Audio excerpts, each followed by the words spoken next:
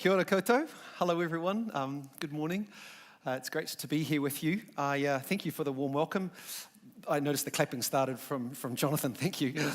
Hi Alex, it's great to see you. Alex was in a preaching class that I taught last year, so it was great to see you in action. 3 years ago, Conrad Roy, an 18-year-old teenager in the United States, committed suicide in the car park outside a Kmart store. His girlfriend, Michelle Carter, 17 years old at the time, 17, she has been charged and will this week stand trial for his death. The prosecution case says that she, Michelle, sent explicit instructions to Conrad about how he could kill himself via carbon monoxide poisoning. And apparently, in the hours before his death, she sent him a string of texts urging him to take his life. "Don't think about it, Conrad," she wrote. "Just do it. Stop putting it off. You're ready. You've got all the gear. Just do it." And in the last moments of Conrad's life, when he had second thoughts about whether he should sit in his black Ford pickup truck as it filled with lethal gases, apparently, Michelle Carter said to him on the phone, "Get back in the truck, Conrad." And then she listened on the line to his cries of distress as he slowly fell silent. Have you heard about the story? It was in the newspaper this week. It's a disturbing story, isn't it? A young teenage girl wanted her boyfriend dead. She had it in for him. Well, have you ever been in a situation where it felt to you as though someone had it in for you? Maybe they didn't want to kill you, they didn't want you dead necessarily, but they wanted you out of the way. They wanted to get rid of you. You know, it was your boss who no longer wanted you in the company. It was your friends at school who no longer wanted you in their group. It was your wife who no longer wanted you in her life. It was the neighbors down the road who no longer wanted you or someone of your race in their street. Or maybe it was a government department that no longer wanted your organization in its budget. Do you know what it feels like when someone else has it in for you? Can you relate to that? Well, let's take a look at the story of Esther this morning, one of the most hope-filled stories in all of the Bible. And if you've got a Bible, you might want to turn to Esther. Don't worry if you don't, because we're going to open up the story in a little bit of a different way this morning. But this story of Esther, I would put it into the genre of political memoir. It's a great political biography or memoir. And it's set, if you know the story, in what is modern-day Iran, around about 470 BC, about 100 years after the people of Israel were ripped out of their homeland, the promised land, and were scattered through the nations because of their unfaithfulness to God. They were judged, they were scattered. And that's where we find ourselves in the story. So let me read to you the first scene of Esther chapter 1. This is what happened during the time of Xerxes, the Xerxes that ruled over 127 provinces, stretching from India to Kush, from Asia to Africa. At that time, King Xerxes reigned from his royal throne in the citadel of Susa. And in the 3rd year of his reign, he gave a banquet for all his nobles and officials. The military leaders of Persia and Media, the princes and the nobles of the provinces were present. For a full 180 days, for 6 months, he displayed the vast wealth of his kingdom and the splendor and glory of his majesty. When these days were over, the king gave a banquet lasting 7 days in the enclosed garden of the king's palace for all the people, from the least to the greatest, who were in the citadel of Susa. The garden had hangings of white and blue linen, fastened with cords of white linen and purple material, to silver rings on marble pillars. There were couches of gold and silver on a mosaic pavement of porphyry and marble, mother of pearl, and other costly stones. Wine was served in goblets of gold, each one different from the other. And the royal wine was abundant, in keeping with the king's liberality. By the king's command, each guest was allowed to drink with no restrictions, for the king instructed all the wine stewards to serve each man what he wished. Queen Vashti also gave a banquet for the women in the royal palace of King Xerxes.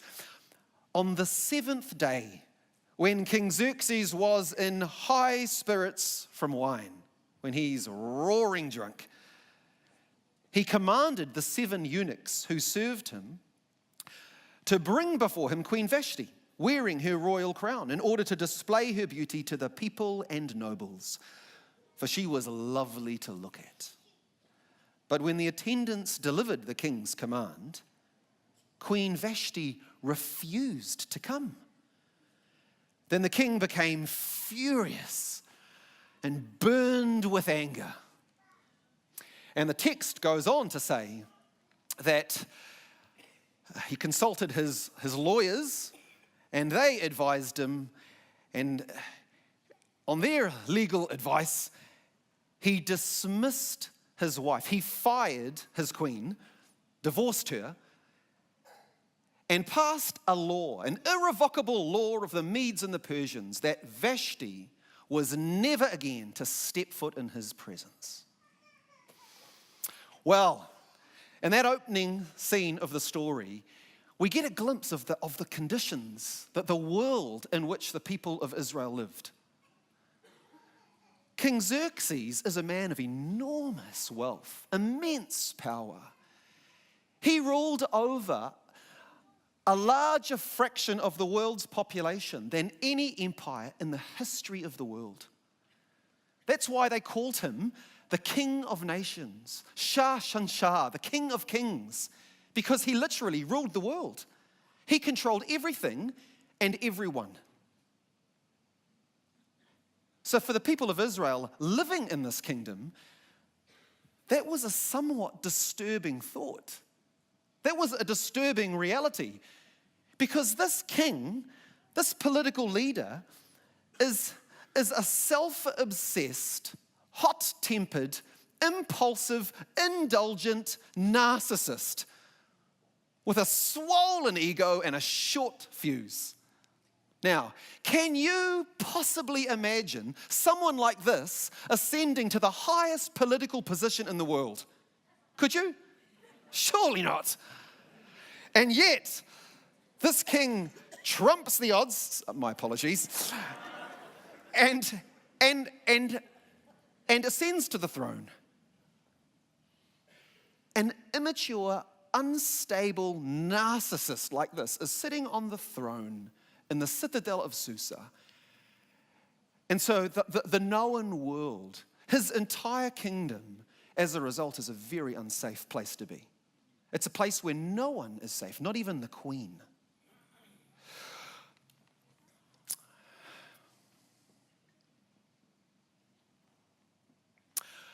Well, the next day when the king woke up and his anger subsided, he started to think to himself, that was a bit of an impulsive decision to get rid of my queen, to get rid of the lovely Vashti. And so his personal attendants, his young bodyguards, came up with a cunning plan. They said to the king, why don't you appoint talent scouts to roam through every province of the empire and identify the most beautiful young virgins, bachelorettes, round them up, bring them into the royal harem, put them through 12 months of extensive cosmetic procedures, and then let each one of them spend one night with the king. And the girl who pleases you the most will become your queen. Well, the king was somewhat taken with this idea. He thought to himself, wow, Miss World pageant meets The Apprentice. That's perfect reality show. And so he issued the orders. He gave the decree, and the most beautiful young girls from 127 provinces in the empire were rounded up. And one of the contestants was a beautiful young orphan girl called Hadassah, called Esther. She was my young cousin. She had lost her parents young, and so I had raised her as my daughter. She was my little girl. And she grew up into a beautiful young woman. She was lovely. And so I shouldn't have been surprised when they came for her. But I was devastated. I hated to think that my little girl, Esther, was going to be violated by an uncircumcised Gentile. But for her sake, I said to her, Esther, sweetheart, play the game. Don't resist. Whatever you do, don't let anyone know that you're a Jew, because we have many enemies. And so Esther concealed her identity as she made her way into the harem with the other girls. She compromised her faith. She played the game. And she played it well. Because when she had her turn with the king, he was impressed. He was impressed with her almond-shaped eyes and her beautiful, shining black hair and her lovely, lithe, perfumed figure. And in the morning, he took a crown and placed it on her head and proclaimed her the queen. My little girl, Queen Esther. And so the king had to celebrate, of course. So, true to form, he threw another boozy banquet to which all of his royal officials, his leading officials, were invited. And one of those men was a man called Haman. In Hebrew, the word Haman, the name Haman, sounds very much like the word for wrath. And it was fitting, because he was a violent, vicious, vengeful, hateful man. And he was an Amalekite. He was a descendant of Agag, king of the Amalekites. And you know the story about how when the people of Israel were still an infant nation, emerging from slavery in Egypt, the Amalekites viciously attacked us, tried to destroy us. And after that event, God spoke through Moses saying that because of what they had done to us, he would wage war against the Amalekites from generation to generation. The Amalekites were our longest, oldest enemies. And so when a few weeks later, the king promotes Haman to be his prime minister, the most powerful official under the king in the entire empire. And when the king commanded that every single royal official in the palace administration should show Haman honor by kneeling down before him, I refused. I refused. Now, was it pride? Was it prejudice? Was it principle? I don't know. But I do know now that it was stupid. Because when Haman saw that I alone of all the royal officials would not bow down before him, And when he found out about me, found out that I was a Jew, he started to think about how he could eliminate not just me, but all of my people. He went to the king and he said to the king, there is a people group in your empire, your majesty, who follow strange customs and disregard your laws. They are not worth tolerating. You should destroy them. And the king took off his signet ring and placed it on my finger and said, Haman, do with these people whatever you want. True to form, he was an impulsive king. So Haman, with a ring of power and authority on his finger, walked out of the throne room and issued a decree, gave a press conference announcing that on an appointed day, on the 13th day of the 12th month, every Jew in the kingdom of Persia, every man, woman, and child of Jewish descent was to be killed. My people, the chosen people, were to be extinguished, annihilated by a carefully orchestrated, a carefully coordinated terrorist attack. God's promise to redeem the world through a descendant of Abraham was going to be extinguished by a genocide, a Holocaust. And what hope did we have? What hope did we have? We were a small minority in a pagan empire controlled by hostile forces. So when I received word of this decree, I tore my garments in grief, and I put on sackcloth and ashes, and I staggered out into the city square, wailing bitterly. And when Esther messaged me saying, "What's the matter, Mordecai?" I immediately forwarded to her this decree, this edict of Haman's. And I said to her, forget about trying to conceal your identity. You need to go to the king and plead for your people.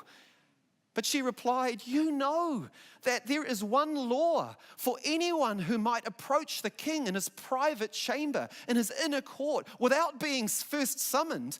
The law is death, instant death, unless the king should choose to show grace and extend his scepter and spare their life.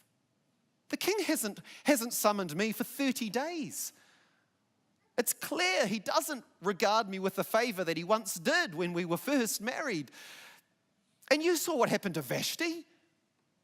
This man is impulsive and unpredictable. I could die if I approached the king without being summoned. And when I read that, I texted back these words. Esther, do not think that just because you are queen, you alone of all your people will not perish. If you remain silent at this time, you and all of your family will die. We will. And then I finished with these words. But who knows, Esther? Who knows? Maybe you have come to your royal position for such a time as this. Well, Esther replied and said, go then and assemble all the Jews you can find in the city of Susa and fast for me for 3 days. And at the end of those 3 days, I will go to the king, even though it's against the law. And if I perish, I perish. Well, on the third day, Esther put on her loveliest royal robes, and she went and stood in the magnificent inner court directly in front of the king's throne room. And she stood there and waited and trembled. But when the king looked up and saw that Esther was standing there, his lips curled in a smile. And he reached out his golden scepter and said, Esther, come, what is your request? Up to half my kingdom, I will grant it to you. Up to half my kingdom. Well, of course, that was king talk. I mean, that was code for, Esther, I'm feeling kind of generous today. Can I do something for you? Would you like a cup of tea? I mean, would you like to have control of the remote tonight? Would you like me to give you a back rub while we're watching Netflix this evening? The king was not offering Esther half his kingdom. And so Queen Esther had to play her cards very carefully. And she said, if it pleases the king, would you and Haman come to a banquet, a party that I've prepared for you tonight? So the king and Haman said, sure. That night, they went to her banquet. And after the third or the fourth course, the king getting a little tipsy on wine, he said, so, Queen Esther, what is your request?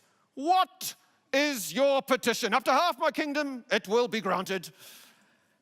And Queen Esther said, if I have found favor with the king, and if the king is prepared to grant my request, then would you and Haman come again tomorrow to another banquet that I would like to prepare for you? The king said, sure. And Haman thought, you bet. And as Haman left the palace that night, there was a bit of a strut in his peacock stride. He thought to himself, who is as honored as me that I alone am invited by the queen to a private banquet with the king? Swollen with pride, he strode out of the palace administration block only to see me, Mordecai, working late, refusing to bow down before him, refusing to show fear in his presence. And his high spirits crashed to the ground. Haman stalked home and apparently that night was unable to contain his wrath any longer. And he gave orders for a massive pole to be erected in front of his mansion, a 6-story high skewer to shish kebab Mordecai on the next day. But that night, it just so happened that the king couldn't sleep. And so he said to his personal attendants, bring in the book of the Chronicles, the record of my glorious reign, and read to me. And so they did.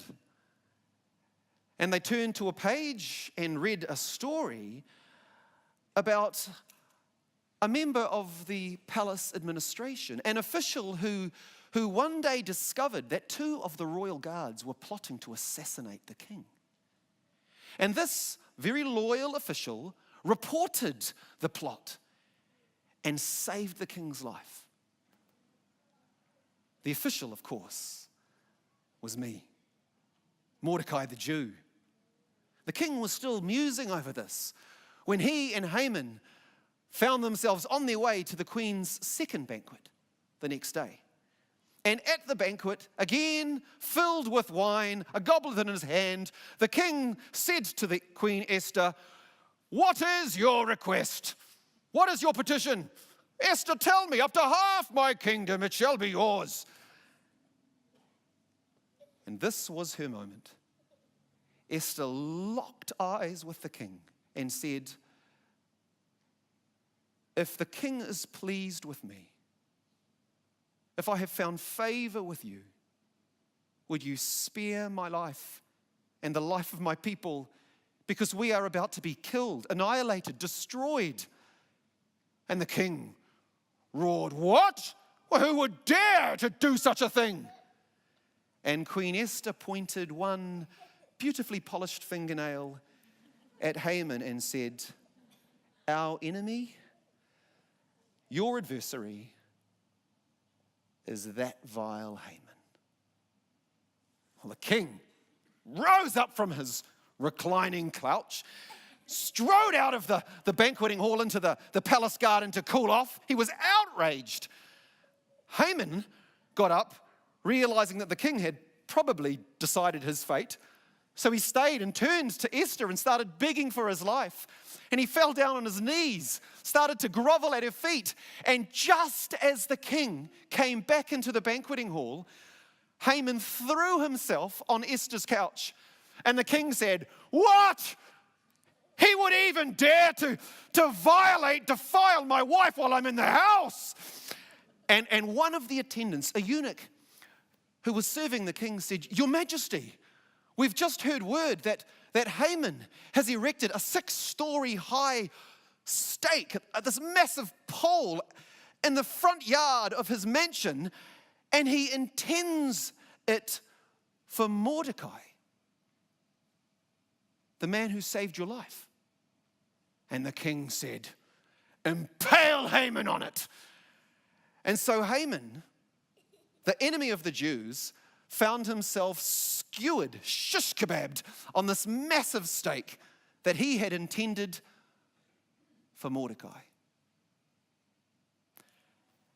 And with no prime minister now, the king needed to replace Haman. So who did he choose? The royal official who was so loyal as to save his life. Mordecai, the Jew. But then Esther fell at the king's feet once more and said, "Your Majesty, it's not over. I still stand on the verge of extinction, me and my people. Please, would you issue a decree to overrule Haman's previous order?" And the king took the signet ring that had been on Haman's finger and he gave it to me. And so I quickly drafted a new order,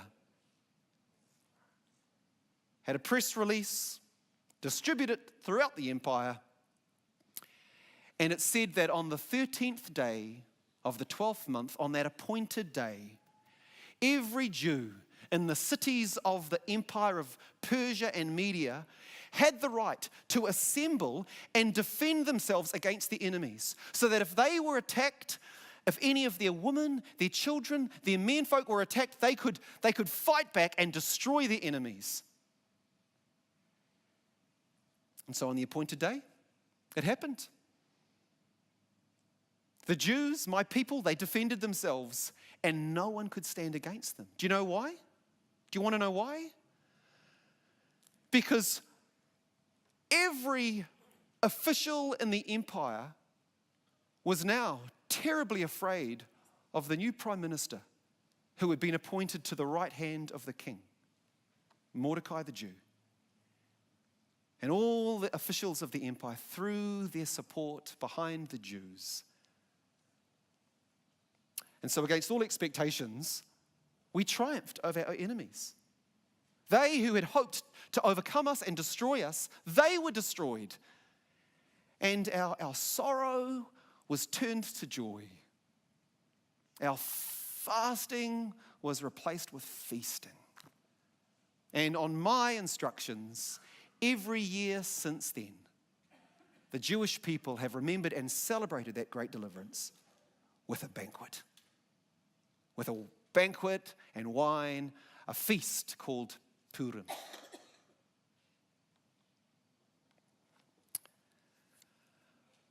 Well, that's a good story, isn't it? It's a gripping narrative, isn't it? I mean, some of you didn't look remotely interested, but you've got to admit, it's a gripping plot. Do you realize that this story doesn't mention God's name once? The book of Esther, as you probably know, is the one book in the Bible that never, ever uses the name God, doesn't mention God in the text once.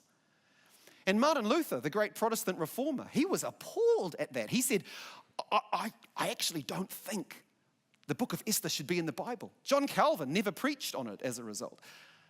But I think that the absence of God's name from the text of this story is part of its genius.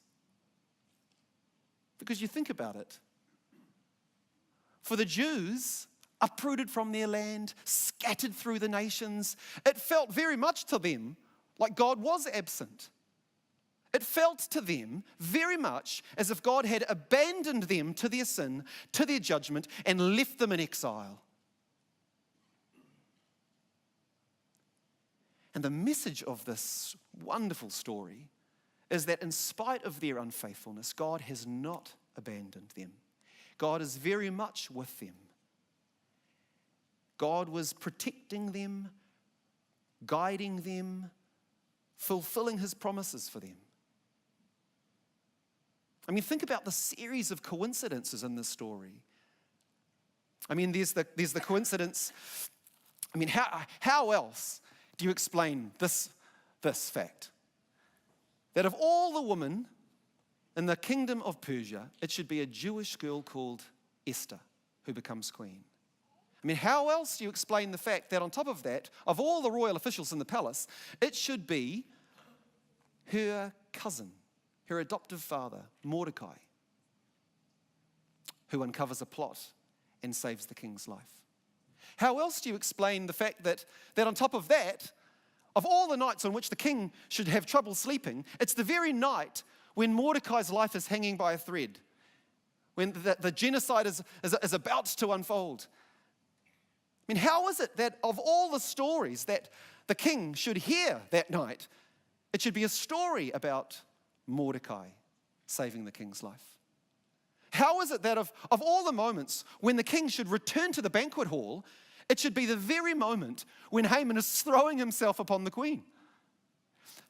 How is it that Haman ends up skewered on this massive shish kebab steak, the steak that he intended for Mordecai, and Mordecai, his intended victim, becomes his replacement and is perfectly poised with a signet ring on his finger to save his people? Okay, some of you are looking skeptical, and that's fine. You could look at each one of those episodes, each one of those incidents, and say, well, on its own, it could be the result of simple chance, right? I agree. But take them all together, and if you're honest, the element of chance disappears. His name might not be mentioned in this script. He might not be seen on the stage of the story. But the leading character in the book of Esther is God. And he's working through these circumstances, through human decisions, through random events, to bring about his purposes for his people, to preserve them, to preserve this line from which the Messiah, the Savior of the world, will come. Xerxes thinks he's on the throne. The world thinks Xerxes is on the throne, controlling everything and everyone. But the real king on the throne, of course, is God. We may not see him, but he's there, working through Xerxes' pride, Vashti's defiance, Esther's compromise, Mordecai's prejudice, working through sin, working through mistakes. God works in all things for the good of those who love him and have been called according to his purpose. Are you short on hope? Are you short on hope? If you're honest, are there moments when you lie in bed and you think, it does feel as though there are forces working against me, hostile forces?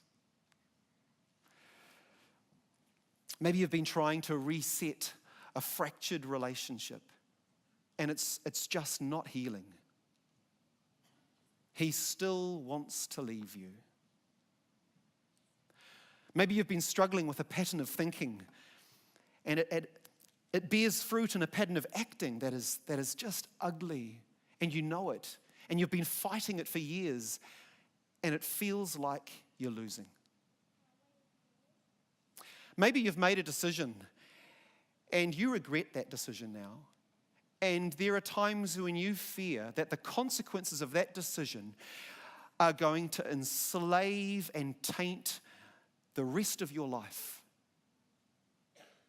and the lives of your loved ones. Maybe you look at the Auckland housing market and you think, I don't think there's any hope for me or for my family. Maybe you've been reflecting on the state of the church in New Zealand, like I have recently.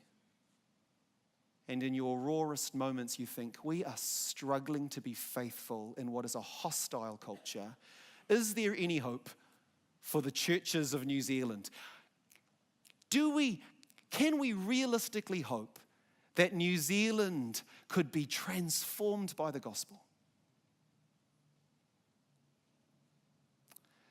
The message of this story, the fundamental reality, is that God is faithful, even when we're faithless. And that when God seems to be most conspicuously absent, He is omnipotently present with us, working out His purposes for our good and for His glory. In a boozy banquet, in a sordid beauty pageant, on a blood-stained cross, in your life. He's with you. And we are safe in His care.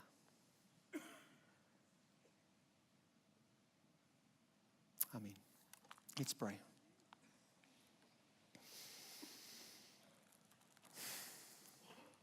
Oh Lord, we thank You for the story of Esther. The story that reminds us that You are faithful and that You are sovereign and that we can hope again because You work in all things for our good and for Your glory.